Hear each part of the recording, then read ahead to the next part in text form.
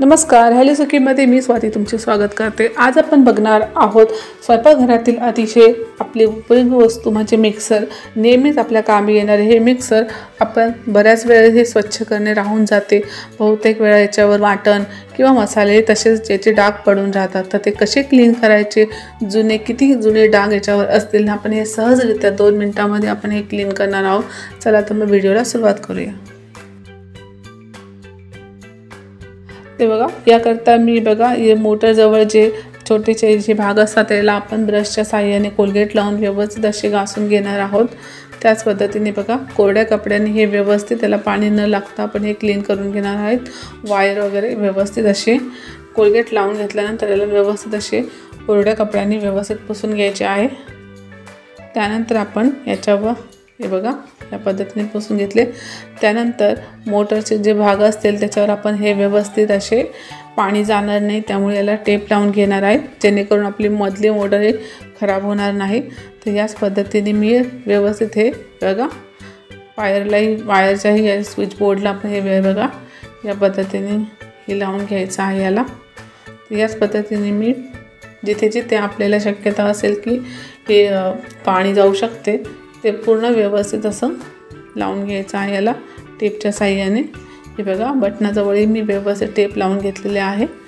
ते बघा या पद्धतीने आपण याला व्यवस्थित टेप लावून घेतल्यानंतर आपण एक सोल्युशन तयार करणार आहोत।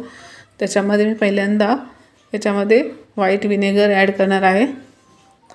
1 ते 1.5 चम्मच आपण याच्यामध्ये व्हाईट विनेगर टाकून घेणार आहोत।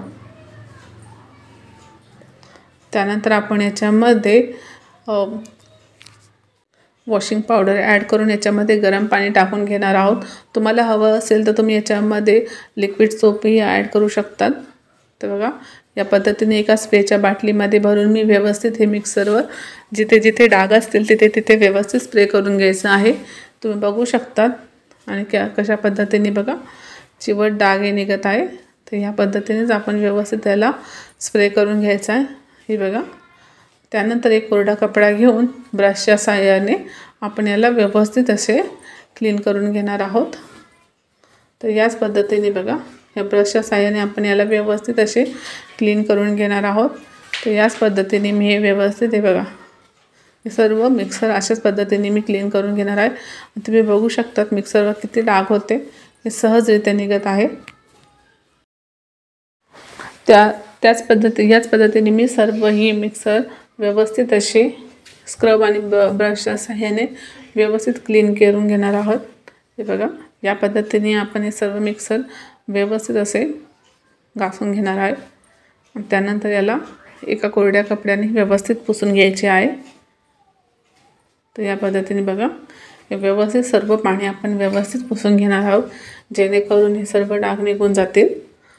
आणि तुम्ही बघू शकता आपले मिक्सर किती स्वच्छ दिसायला लागलेलं आहे। तर याच पद्धतीने बघा हे मिक्सर सर्व मी पुसून घेतले आणि तुम्ही बघू शकता आपलं मिक्सर हे खूपच छान आणि क्लीन झालेलं आहे। तर याच पद्धतीने मी हे मिक्सर क्लीन करते। तर तुम्हाला जर का व्हिडिओ आवडला असेल लाईक आणि कमेंट्स जरूर करा आणि शेअर करा।